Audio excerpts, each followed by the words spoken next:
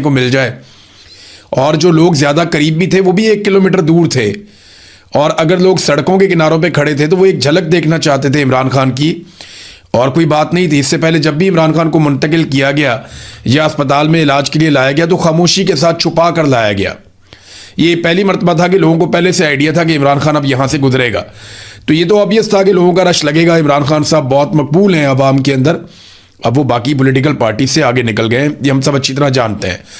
तो कहने को तो हम सऊदी अरब की हिफाजत करेंगे, लेकिन हम साबिक वज़ीर आज़म को अस्पताल तक नहीं ला सकते ट्रीटमेंट के लिए। बातें हमारी कितनी बड़ी हैं।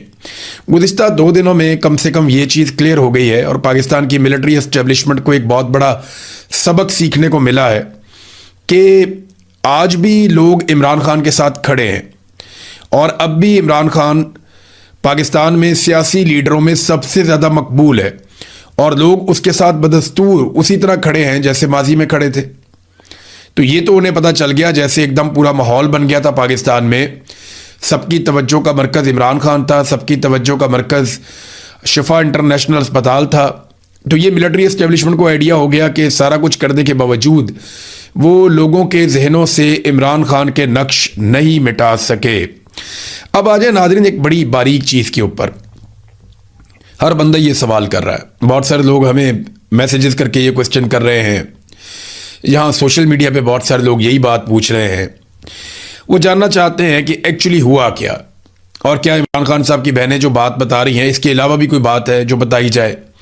ये हुकूमत ने पहले कहा, उसके बाद वो मुकर गए, पहले कहा अस्पताल लाया जाएगा, फिर अचानक से जजेस ने फैसला दे दिया, फिर खबर आती है कि फैसले पे अमल होगा, फिर अमल दरामद नहीं हुआ।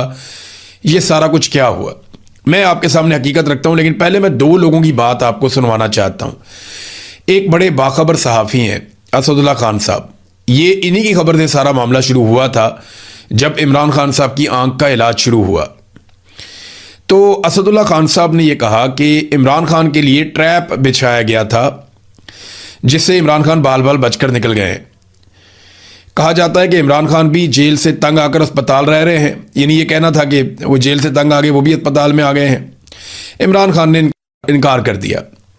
इमरान खान को जब आखिरी वक्त में कहा गया कि आपको एक अरेंजमेंट या डील के तहत अस्पताल ले जा रहे हैं, आपने वहाँ रहना है, तो इमरान खान साहब गुस्से में आ गए। उन्होंने कहा मैं इतनी मुश्किल जेल काट ली है, अब मैं डील का दाग लेकर नहीं जाना चाहता, और ये आपको किसने इख्तियार दिया है, वो कौन है जो मेरे बिहाफ के ऊपर गारंटियां देता फिर रहा है। ये तो असदुल्ला खान साहब ने खबर दी। जगह रखे और आप सोचें कि आपकी बहन को आपकी ये हालत पता चले तो वो क्या करेगी। वो सिर्फ एक ही कोशिश करेगी कि मेरे भाई को हॉस्पिटल लेकर जाओ, इसका प्रॉपर इलाज कराओ, सियासत गई भाड़ में, वो यही करेगी। और इमरान खान साहब की बहनों ने भी इससे कुछ मुख्तलिफ नहीं किया। अब इमरान खान ने अपनी बहन नौरीन खानम के साथ जो बातचीत की थी ना, वो बातचीत हो रही थी रिकॉर्ड, और अभी जो नजम सेठी है उन्होंने भी ये बात की कि इमरान खान साहब बाकायदा बड़े सख्त अल्फाज इस्तेमाल करते हैं मिलिट्री एस्टेब्लिशमेंट या आसिम मुनीर के बारे में, और ये चीज़ें रिकॉर्ड होती हैं। उन्हें कहा जाता है कि रिकॉर्ड हो रही हैं, वो कहते हैं मुझे कोई परवाह नहीं, सुनता तो सुने।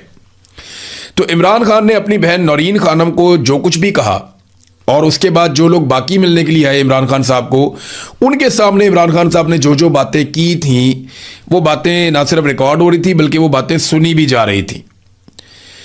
अब इसमें ना एक रिपोर्ट उन्होंने बनाई, यानी जो सुनने वाले थे उन्होंने एक रिपोर्ट बनाई और आला सतह पे ऊपर तक भिजवाई कि जनाब हमारी रिपोर्ट के मुताबिक इमरान खान साहब अस्पताल में जाके अपना इलाज तो करवाना चाहते हैं, लेकिन इमरान खान पे भरोसा नहीं किया जा सकता। इमरान खान की बातों से ऐसा लगता है कि वो अपना दबाव बढ़ाएंगे, और ये मेरे एक सोर्स ने मुझे बताया कि एक्चुअली चीज़ें तय कर दी गई थी। पाकिस्तान तहरीक इंसाफ के कुछ लोग राब्ते में थे और ये कह दिया गया था कि ये सारा कुछ होगा, लेकिन इमरान खान साहब किसी ऐसी चीज़ के लिए आमादा नहीं हुए। मैं आपको फिर बता रहा हूँ कि इमरान खान साहब किसी डील पर आमादा नहीं हुए। इमरान खान अपना इलाज करवाना चाहते हैं, ये बात बिल्कुल ठीक है, मगर वो इसके लिए अपने मकसद को कुर्बान नहीं कर सकते, वो इसके लिए तैयार नहीं है, और वो नवाज शरीफ बनने के लिए बिल्कुल तैयार नहीं है, जबकि पूरा सिस्टम और नवाज शरीफ, उनकी ये ख्वाहिश है कि इमरान खान नवाज शरीफ बन जाएं, लेकिन इमरान खान ने खुद भी कहा और वो बन भी नहीं रहे। वो कहते हैं मैं नवाज शरीफ नहीं बनूंगा। एक और चीज़ नाजरीन के, अगर वाकई हुकूमत कुछ छुपाना नहीं चाह रही, एक मामला ये भी है ना जो इमरान खान बार बार कहते हैं कि मुझे मोहम्मद मुर्सी की तरह मार दिया जाएगा। मोहम्मद मुर्सी के साथ जो हुआ उसी तरह उसको स्लो स्लो कत्ल कर दिया गया था, मुझे भी कत्ल कर दिया जाएगा। मुर्सी के ऊपर हम पूरा एक वीलॉग करेंगे, आपको बताएंगे कि मुर्सी के साथ क्या हुआ, किस तरीके से हुआ, और इमरान खान और मुर्सी के मामलात में किस तरह की मुमासलत है, ये हम आपके सामने रखेंगे। अब ये जो वाकई हुकूमत अगर कुछ छुपाना नहीं चाह रही तो फिर डॉक्टर फैसल सुल्तान को क्यों नहीं जाने दिया गया?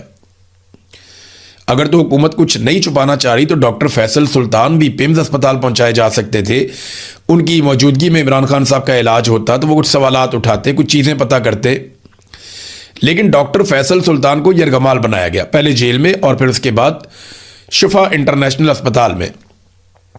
कई घंटे रखने के बाद सुबह उन्हें कहा गया कि इमरान खान साहब नहीं आ रहे, आए आपको हम छोड़ आते हैं। तो उनको ले जाके अडयाला जेल के बाहर जहां गाड़ी खड़ी थी वहां छोड़ दिया गया मसाइल को हल करने का। तो तहरीक इंसाफ में जो लोग मफामत पर यकीन रखते थे, ये 2-3 दिन में जो कुछ भी हुआ वो दीवार के साथ लग गए। और यानी उनका अभी भी मौक़िफ़ है कि ये हुकूमत कर रही है, हो सकता है एस्टेब्लिशमेंट ना कर रही हो। 2-3 दिन में जो कुछ भी हुआ है, उनकी जो कोशिशें हैं उसको नुकसान पहुंचा है। जबकि जो मुज़ामती ग्रुप है पाकिस्तान तहरीक इंसाफ के अंदर, उसका बयानिया दुरुस्त साबित हो रहा है, उसका बयानिया ज़्यादा मजबूत साबित हो रहा है। और इमरान खान साहब का जब ये स्टेटमेंट आया कि सुहेल अफरीदी को तैयारियां तेज़ करे और अपनी तहरीक को तेज़ करे, तो फिर सुहेल अफरीदी की जिम्मेदारी भी बढ़ जाती है। अब देखना यह है कि इस मरतबा पाकिस्तान तहरीक इंसाफ इस सारे मामले को ठंडा कर पाती है या नहीं। क्योंकि जब इमरान खान साहब की आंख का मामला आया था तो वो ऐन मौका था जब एक तहरीक खड़ी की जाती, जोर लगाया जाता, सारे निकलते, शोर मचाते और बेशक खैबर पख्तूनख्वा को बंद कर देते, कुछ भी करते। इमरान खान ने तो पहले ही कहा था कि जब मुझे कैद तन्हाई में डाला जाए तो सुबह बंद कर देना, तो इन्होंने तब सुबह बंद नहीं किया था। तो बहुत सारी चीज़ें जो इमरान खान साहब ने कही वो नहीं की गई। तो सुहेल अफरीदी को ये दबाव तब डालना चाहिए था, पाकिस्तान तहरीक इंसाफ की क़यादत को, सूबाई हुकूमत को डालना चाहिए था, लेकिन उस वक्त इन्होंने इनडोर एहतजाज किया और इस सारे मामले को ठंडा कर दिया था। लेकिन अभी भी मौका है, सुहेल अफरीदी के पास अभी भी मौका है। वो इस मौके से फ़ायदे उठाकर नौजवानों की बड़ी तादाद को, यानी मिलियंस के अंदर वो नौजवानों को इकट्ठा कर सकते हैं, उनके बीच में जाएं, गली मोहल्लों तक अपने नौजवानों को भेजें, तमाम वुज़रा की ड्यूटियां लगा दें, अपने साथ जितने नौजवान हैं किसी को सांस ना लेने दें, सबको भिजवाएं एक एक ज़िले के अंदर। आगे ज़िले के अंदर कमेटियां बनाएं, तहसीलों के अंदर कमेटियां बनाएं, यूनियन काउंसिल्स के लेवल तक जाएं, हर गली मोहल्ले में वार्ड तक पहुंचें और हर जगह के ऊपर नौजवानों को इकट्ठा करें, उनकी रजिस्ट्रेशन करें, उनको उनकी ड्यूटियां बताएं और बिल्कुल ऑर्गेनाइज तरीके से निकल कर आएँ।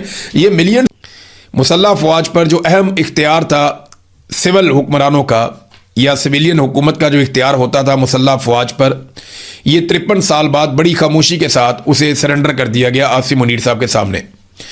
डिफेंस फोर्सेस का एक्ट 2026, उसकी मंजूरी से पहले रूल्स ऑफ बिजनेस 1973 में मुसल्लह अफवाज, आर्मी, नेवी, एयरफोर्स के 3 स्टार यानी lieutenant general, air marshal, vice admiral तक के तमाम अफसरान के कई अहम मामलात में सदर और वजीर आजम की मुशावरत और मंजूरी लाजिम थी।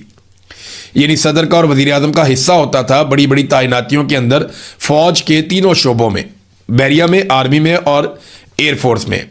लेकिन हालिया कानून की मंजूरी के बाद ये तमाम अहम इख्तियारात chief of defence forces field marshal Hafiz Asim Munir साहब के सपुर्द कर दिए गए हैं। अब नए बनने वाले रूल्स ऑफ बिजनेस नहायत अहमियत के हामिल होंगे और उसकी वजह यह है कि अभी बहुत सारी पोस्टिंग्स आने वाली हैं, बहुत सारी तरक्कियां आने वाली हैं। तो ये सारा का सारा इख्तियार सियासतदानों से लेकर और सिविलियन हुकूमत से लेकर फील्ड मार्शल आसिम मुनीर साहब ने अपने हाथ में रख लिया है।